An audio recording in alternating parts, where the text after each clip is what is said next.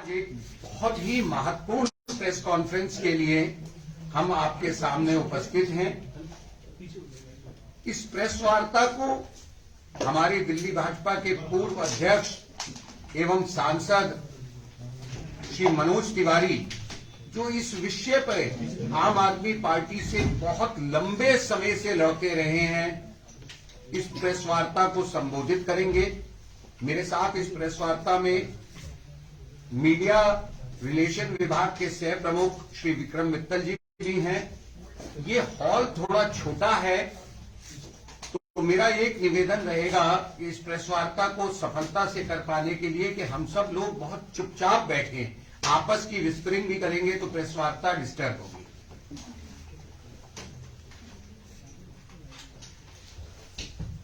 दोस्तों नमस्कार।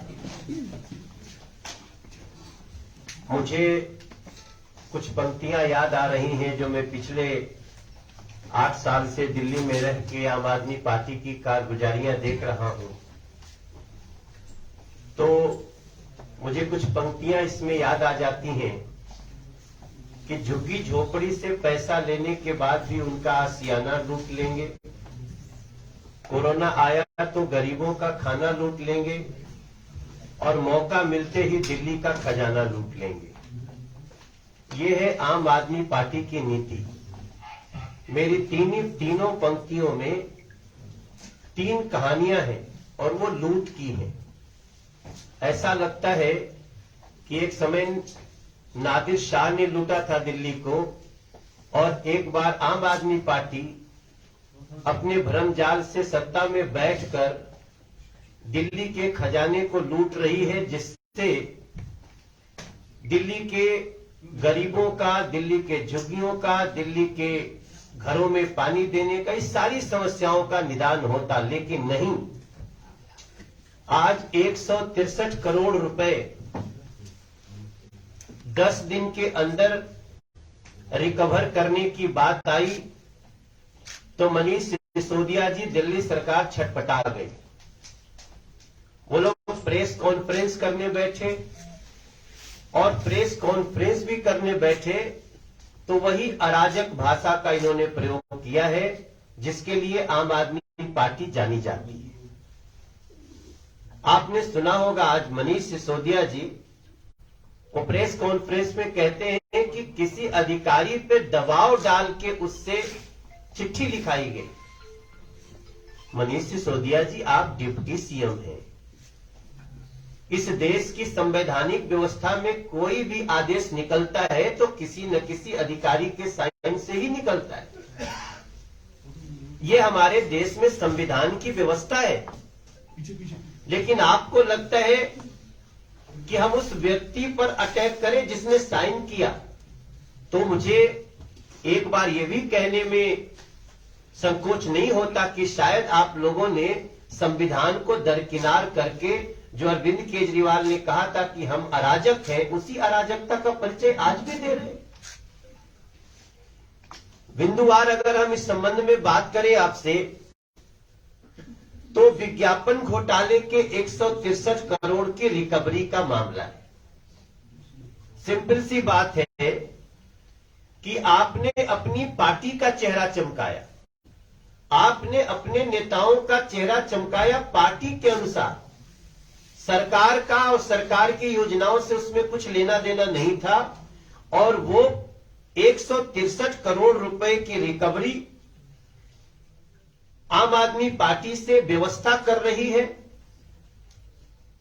एजेंसीज कर रही हैं, जो संवैधानिक रूप से जिम्मेदार हैं। तो आप बौखलाए हुए हैं। आपके बौखलाने से, आम आदमी पार्टी के बौखलाने से, अरविंद केजरीवाल जी के बौखलाने से या मनीष सिसोदिया जी के बौखलाने से सरकार की खजाने की एक प्रकार से लूट, इसको भी लूट ही कहते हैं,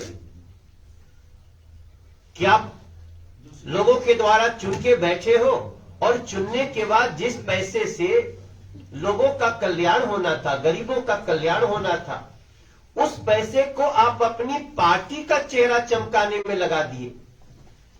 तो इस बौखलाहट से ये माफ नहीं हो सकता। फिर दिल्ली के लोगों को जब ये पता चलेगा कि अरे बाप 163 करोड़ रुपया इन लोगों ने दिल्ली के टैक्स पेयर का, दिल्ली के खजाने का जो खर्च किया, वो रिकवरी की बात किसके किसके कहने से हुई है, तो उस बिंदु पे जाइए। आम आदमी पार्टी 2017 में भी कोर्ट जा चुकी है इस पे। मनीष सिसोदिया जी इस बात को छुपाते हैं। 2017 में आम आदमी पार्टी दिल्ली उच्च न्यायालय से स्टे ऑर्डर लेने का भी प्रयास किया था इस पे, लेकिन कोर्ट ने स्टे नहीं दिया। माननीय कोर्ट के स्टे ना देने के बाद ये जो खर्चा हुआ है उसको रिकवरी करने का प्रयत्न शुरू हुआ है। अब जो सबसे बड़ी बात है कि भारतीय जनता पार्टी क्या चाहती है, हम वही चाहते हैं जो दिल्ली के लोग चाहते हैं, हम वही चाहते हैं जो दिल्ली का हर टैक्स पेयर चाहता है, और हम चाहते हैं कि आम आदमी पार्टी का बैंक खाता तुरंत सीज कर देना चाहिए। आम आदमी पार्टी का चेहरा चमकाने के लिए दिल्ली के खजाने का 163 करोड़ गया, तो ऐसा तो है नहीं कि हम जाकर के आप अगर कोई एजेंसी जाए और मनीष सिसोदिया जी का आवास उसको अटैच कर दे, तो आवास तो सरकारी ही है। कोई उनका कार्यालय हो आम आदमी पार्टी को जो सरकार से दिया हुआ है वो अटैच कर दीजिए, तो वो तो सरकार की संपत्ति है। बीजेपी सबसे पहले, जो दिल्ली की जनता का भी सुझाव है कि आम आदमी पार्टी का खाता सीज किया जाए, क्योंकि ये पैसा आम आदमी पार्टी एक राजनीतिक पार्टी ने अपने के लिए खर्च किया तो वो पे करेगी। दूसरा कहां से रिकवरी होगा? दूसरी रिकवरी होगी जितने लोगों का चेहरा चमका है उनके खातों से रिकवरी होगी। इनके 62 विधायक हैं, इसमें जांच होनी चाहिए कि किन किन लोगों का चेहरा इसमें चमका है, किन किन मंत्रियों का चमका है। जहां पार्टी के अनुसार चमका है, सरकार की योजनाओं के अनुसार करे हैं, तो इसमें हमारे कोई आपत्ति नहीं है। सरकार की योजना सरकार को बताना ही चाहिए, उसके लिए जो भी किया। और आप सबको याद रहे कि ये सारा पैसा वो है जो दिल्ली से बाहर खर्च हुआ है, अन्य राज्यों में खर्चा हुआ है और उनकी पार्टी के लिए खर्चा हुआ है। तो दूसरा जो भारतीय जनता पार्टी की मांग है कि उनके जितने विधायक हैं, उन लोगों ने जिस प्रकार से इस पैसे के खजाने के लूट को अपने ऊपर खर्च किया, तो उनके खाते से इसकी पार्टी को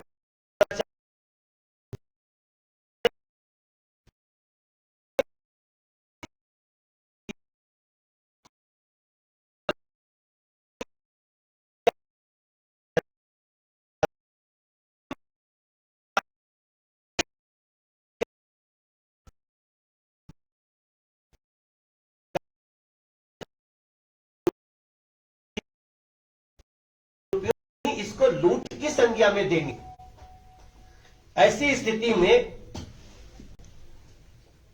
दिल्ली की जनता और दिल्ली ये चाहता है कि मनीष सिसोदिया जी की बौखलाहट से नहीं, हमारी संतुष्टि अरविंद केजरीवाल जी के जवाब से होगी। अरविंद केजरीवाल जी को सीधे आना चाहिए, जवाब देना चाहिए। और भारतीय जनता पार्टी की मांग है कि इस मुद्दे पे बिना किसी भेदभाव के, बिना किसी सोच, ऐसी सोच जिसमें सरकार का दबाव हो, उसको माने हुए इस पैसे को यथाशीघ्र रिकवर कराना चाहिए। जो ये लोग दबाव डाल रहे हैं, जो प्रेशराइज कर रहे हैं व्यवस्था को, इसके दबाव में नहीं आना चाहिए। अरविंद केजरीवाल जी को आगे आकर के इसकी स्थिति स्पष्ट भी करनी चाहिए, और ये पैसा उनके पर्सनल विधायकों और उनके पार्टी से आए, इसकी भारतीय जनता पार्टी मांग करती है। मनोज जी, सवाल ये है कि क्या जिस तरह से ये धन जो है अपना विज्ञापनों पर लटाया जाता है, जबकि ये तो जानकारी देने के लिए होना चाहिए, इस के लिए कोई संवैधानिक कानूनी प्रावधान नहीं है, कोई ऐसी पॉलिसी नहीं है, और अगर नहीं है तो क्या इसकी व्यवस्था नहीं होनी चाहिए कि विज्ञापनों के ऊपर जो है वो सरकारें जो है वो दूसरे राज्यों में भी जाकर पैसा खर्च करें और विज्ञापनों के नाम पर जो है अपनी पार्टी का या अपने नेताओं का जो है वो चेहरा चमकाया जाए? ये सारा संविधान सम्मत है। ये कोई व्यक्ति या कोई किसी पद पे बैठा हुआ एक व्यक्ति निर्णय नहीं ले सकता। मैंने जैसे पहले कहा कि 2017 में ये हाईकोर्ट में तो गए, इनको स्टे चाहिए था, स्टे नहीं मिला, और आज जो इनकी चिट्ठी है, इस चिट्ठी में अब इन्होंने ये तो स्वीकार करना शुरू कर दिया है। एक अंतिम जो लाइन है उसमें जो